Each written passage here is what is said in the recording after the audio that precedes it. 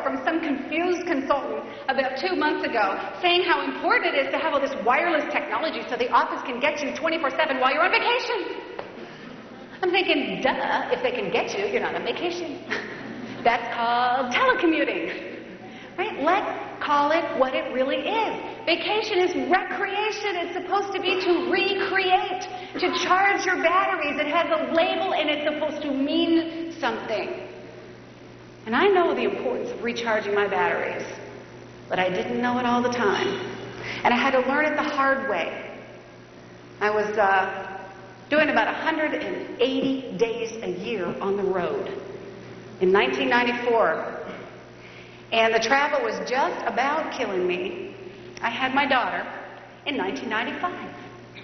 I thought, what am I going to do? How am I going to have a career, be a mom? I know. I'll get a nanny. So I got a nanny. I stayed home for about 3 months, got a wonderful nanny named Angie. And as was my custom, I would call in at the end of the speech or seminar and check on them and see how the day went. So Megan was about 14 years old, and I was in Mansfield, Ohio, in a Holiday Inn. I will never forget the green shag carpet.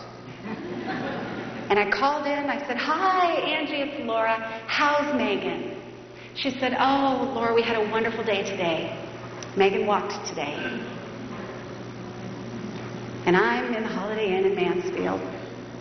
And I remember dropping the phone and crumpling to a little shriveled heap on the floor and crying my eyes out and saying, what am I doing? What am I doing? I had not stopped to weigh the costs. And you have to ask yourself, are the things that I'm doing in my life and the way that I'm spending my time, do those reflect the things that are really important to me? Mine weren't. So I knew right then I needed to move on. I changed careers. I moved again. I became a single mom. I checked this label and it hadn't been used in a year. Oh, sorry.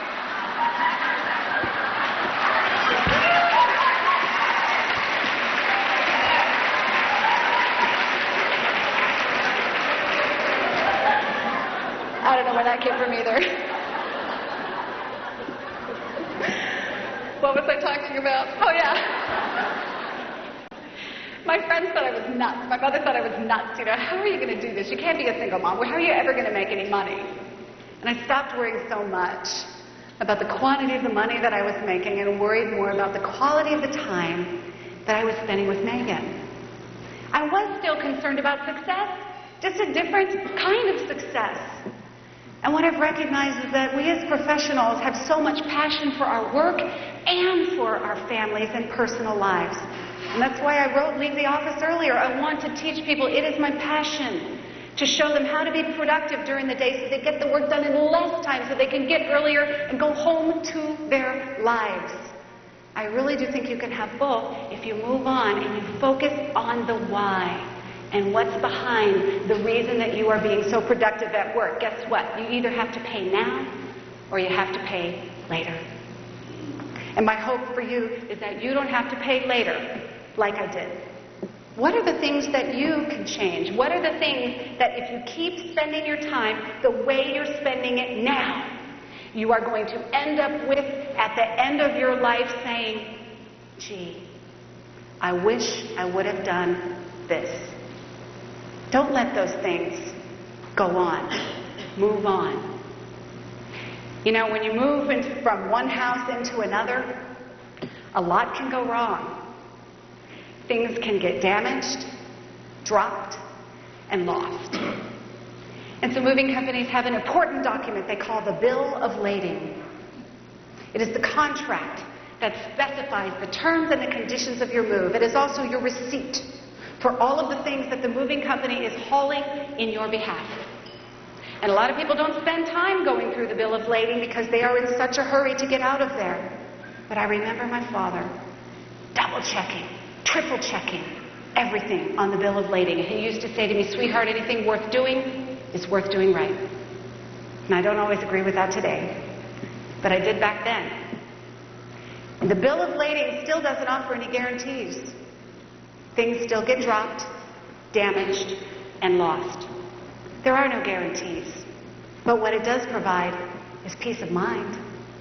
It says, I have done everything I can. Have you done everything you can? Has anybody ever had a Krispy Kreme donut? Oh, those are like a religion down here, isn't it? You know, we never used to have Krispy Kreme donuts in Denver, Colorado, where I'm from, till a year ago. The first one opened up in Colorado, 5 minutes from where I live. And I was able to witness the frenzy that ensued. People who were too impatient to wait in line for the microwave were waiting in 3-hour lines. They had to hire off-duty police officers. It was insane, just to patrol the parking lot and the drive-thru. People were driving hours from other cities in Colorado it was nuts. I'm thinking I should do some field research. I didn't really want one. I just needed to do some productivity research. So I waited for a month until the line died down to about a 1-hour wait. And I made my move and I got in line. Well, after you wait for an hour, you're not just going to buy one, right? I bought a whole box and sat there and ate 6 in the car. Those are not donuts. I don't know what those are. Oh, man. It's like a moth to a flame now. You know, I see that red light. I'm like, fly by. What I learned about Krispy Kreme and why I love them so much is I've learned that Krispy Kreme is health food. Not personal health. That's like you're fat for a year right there. But emotional health. It's comfort food.